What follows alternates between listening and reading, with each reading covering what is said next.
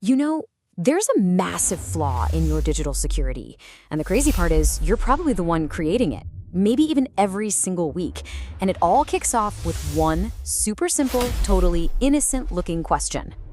Go on, take a second. What's the answer? We've all seen this a million times when we're trying to reset a password. I bet you've got an answer locked and loaded, right? Don't say it, obviously, but just think of it. And that right there is the whole problem. Your honest answer, the name of your awesome childhood dog, Buster, the one you posted that cute photo of on social media a few years back, well, that's not a secret anymore. It's the key to your account. And you just handed it over to anyone who's bothering to look. Okay, so here's the thing. We've been trained to treat these security questions like they're just fun personal trivia, but we're living in an age where our personal trivia is, well, it's basically public information. Let's really dig into how this is happening. It's just human nature, isn't it? To be truthful, a website asks for your mother's maiden name, you give it. It asks for the street you grew up on, you type it in. We're playing by the rules, we're being honest, and that is exactly the weakness that scammers are counting on.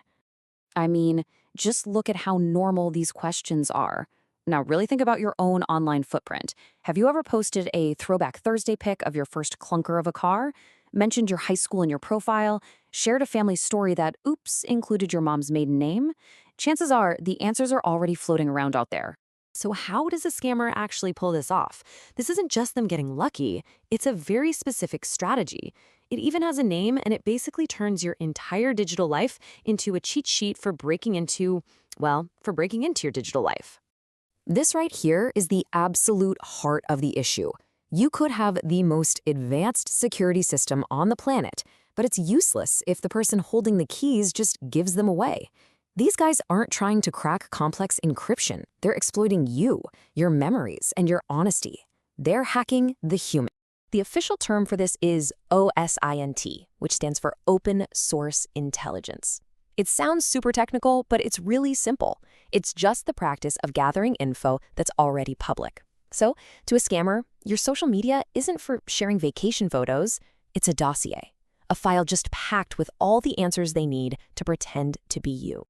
Okay, so that's the problem. And it feels kind of huge, doesn't it? It feels like your whole life is exposed. But the solution, the way you shut this all down almost instantly, is surprisingly simple. Actually, it's just one word. Yep, that's it. You have to lie to the machine. Forget everything you've ever been taught about these questions. In this game, your honesty is the real vulnerability. Let's just look at a real example. The question is, what is your mother's maiden name? Now, the honest answer might be Smith. A quick online search could probably dig that up. But what about pizza_burger_99? Nobody is ever going to find that on your family tree or in an old Instagram post. See, it's not a fact anymore. It's a password. This is the huge mental shift you have to make.